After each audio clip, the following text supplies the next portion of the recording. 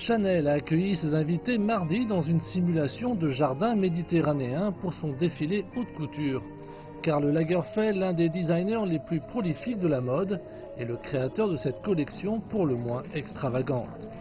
Son dernier défilé a transporté les spectateurs dans le jardin bordé de palmiers et autour de la piscine d'une villa de Toscane. Dans une collection inspirée de la période préférée de Karl Lagerfeld, le XVIIIe siècle, des plumes ornées des costumes en tweed classiques de la marque, accompagnés de jupes arrivant à la cheville ou resserrées à la base. Certains modèles portaient des robes de bal de couleur pastel, l'un d'eux se pavanait sur le podium dans une tenue vert pâle ornée de fleurs. Le défilé s'est achevé par un maillot de bain argenté scintillant, comme une robe de mariée de la marque, terminé par un voile ayant pour naissance un bonnet de bain. Un contraste flagrant avec l'environnement hivernal parisien. La superstar Céline Dion a l'habitude d'être applaudie sur scène, mais mardi soir, c'est elle qui a applaudi avec enthousiasme depuis le premier rang le défilé d'Alexandre Vauthier. La chanteuse était vêtue d'une robe noire moulante de la dernière collection du couturier. Au Grand Palais à Paris, le défilé constituait un tour de force en matière de couture, réunissant certains des meilleurs ateliers de métiers d'art en France, broderie Lesage, bijoux Goussens, fourrure Yves Salomon, chapeau de la maison Michel, sans oublier les tissus Le Marié.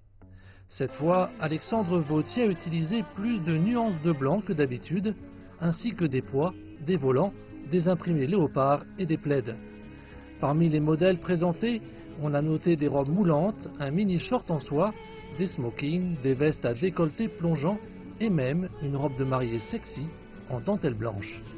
Giambattista Valli a conçu sa dernière collection haute couture présentée lundi à Paris par un défilé de mode comme une ode à l'histoire de la couture française.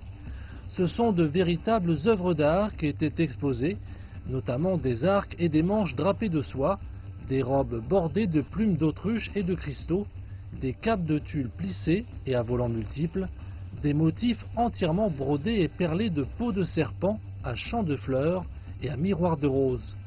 La collection était entièrement marquée par le charme, avec notamment des robes de cocktail moulantes, des robes de soirée et des robes de bal spectaculaires, avec des traînes étonnantes.